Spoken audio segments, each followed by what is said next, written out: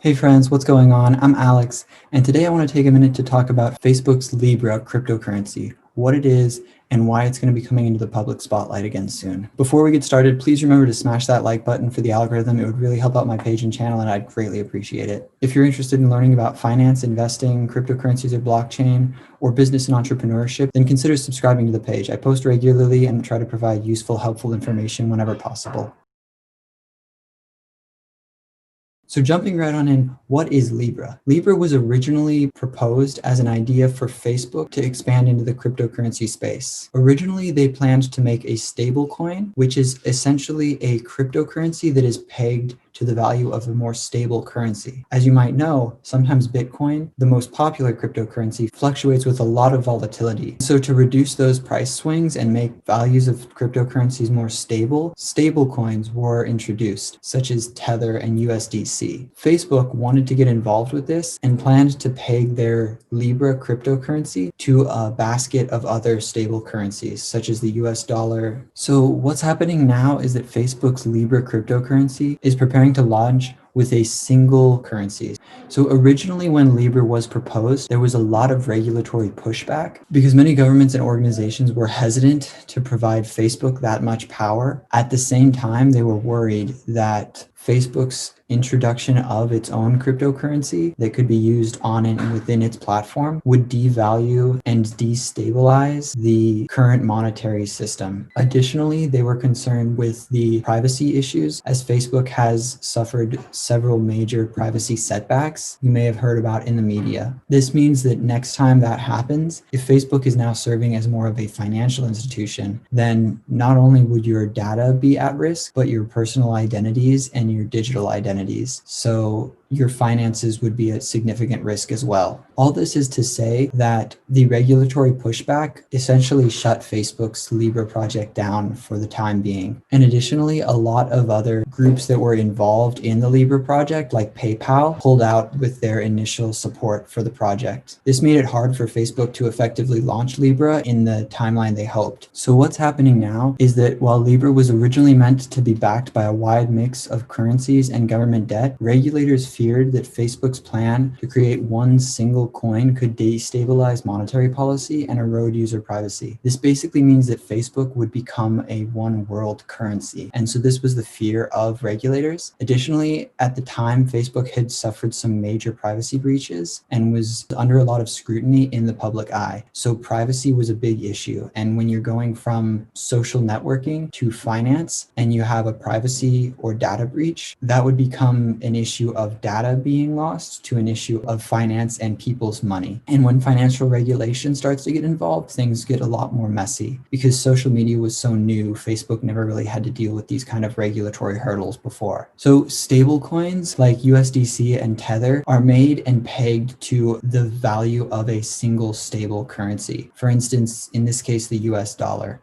What that means is you're able to convert your physical paper dollars into digital dollars that you can then use to trade on exchanges for things like Bitcoin or Ethereum or Ripple or other big name cryptocurrencies. What Facebook is now planning to do through the Libra Association, which manages all of Facebook's cryptocurrency projects, is to launch their digital Libra project with a single currency backing it. So pegging the value of their Libra to say $1 or €1. Why this is a big deal is Facebook's Libra project would be able to integrate immediately and seamlessly into all of Facebook's products, such as Facebook Marketplace. And through this, they would have access to their entire audience. As you can see here, you have in the millions. There's over 300 million people in India that use Facebook, over 190 in the United States, 140 in Indonesia, 130 in Brazil, and all the way down this list.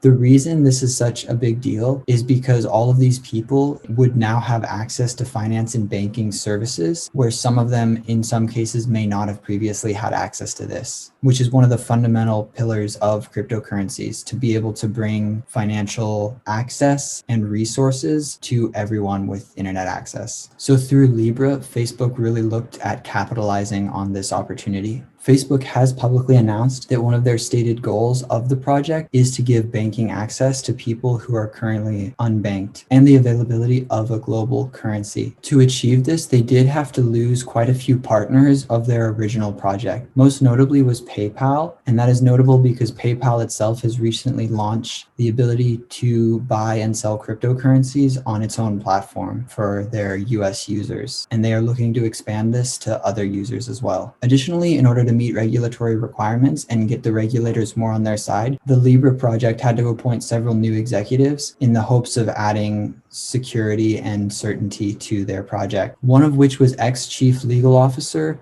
of HSBC, Stuart Levy. It is important to note Levy also served in the government before under the Bush and Obama administrations. So this is one of the reasons that they felt he would be a good candidate to serve as Libra's CEO. So where are we at now? Facebook's Libra project is poised to launch in January of 2021, but whether or not they're able to get past those regulatory hurdles that they had before still remains to be seen. I do think that with Bitcoin's current bull run and us entering an altcoin season, it is likely that more and more people will start to get involved with cryptocurrencies, which will lead to more and more regulation of the space. We also recently had a big drop in Bitcoin due to some fear, uncertainty, and doubt around a tweet that was sent out by Brian Armstrong, who is co-founder and CEO at Coinbase. So what Brian talked about here was that the rumor that Treasury Secretary Steven Mnuchin and the Trump administration were planning on rushing out some regulation regarding self-hosted wallets for cryptocurrencies. This essentially means that you would have to register your own wallet as you do with an exchange. So how this works right now is if you want to buy some cryptocurrency, you have to go through an exchange or a third-party platform such as PayPal or Cash App in order to buy the cryptocurrency, and they will turn your cash, such as US dollars, into the cryptocurrency you choose. Typically, people buy Bitcoin and then send that somewhere else. So typically when people buy Bitcoin, they will send it to their own wallet. When you have it in your own wallet, it can't be shut down by anyone, and you're the only one who has the keys, sort of like your own safe within your house instead of storing your money in a bank. The reason for this is if the exchange gets shut down for whatever reason. For instance, when OKX locked withdrawals for over a month, they limited users' access to their own funds. Another issue is when a platform will stop allowing users from a certain area. For instance, when Binance started blocking US users from using its platform due to regulatory requirements. So using your own personal wallet saves you from having these issues. The uncertainty arises in that right now you are able to send money however much you want to your own personal wallet. And when you do this, the exchange will just send it wherever you tell them to. But what the regulations that Brian Armstrong has talked about being rumored at are that you will only be able to send to your own wallet if you have identified that as being your wallet. For instance, you have gone through the same process where they check your passport, they check your ID, they check your home address, confirm that you are a person through all of these things known as KYC or Know Your Customer, which are regulations that banks are often required to follow. The main issue that you would run into with this is that many crypto users send their money to decentralized exchanges or decentralized finance apps. So when you're sending something to a DeFi app, there is no known user because it is like Bitcoin, it's decentralized. You can't go to the Bitcoin office and shut it down, just like you can't go to a DeFi office and shut it down. So that puts a lot of limitations on where you can and can't send your cryptocurrencies. And one of the biggest promises of cryptocurrency is that it levels the playing field between the everyday person and the big banks such as Wall Street for finance. So without access to these DeFi applications, people would not be able to exchange the same way they do now. And so this is where the issue came in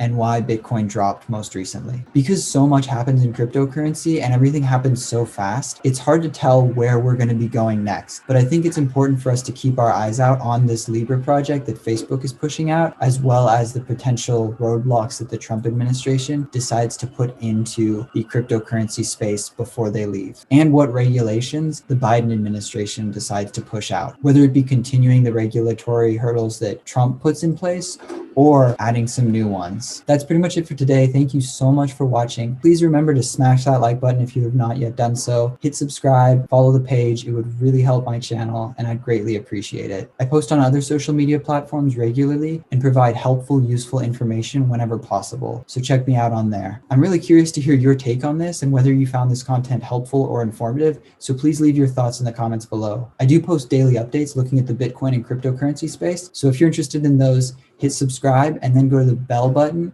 hit notifications and select all. So that way you get all this time-sensitive content as soon as possible. That's pretty much it for today. Thank you so much for watching. Take care, stay safe, and I'll see you next time. Now go chase your dreams.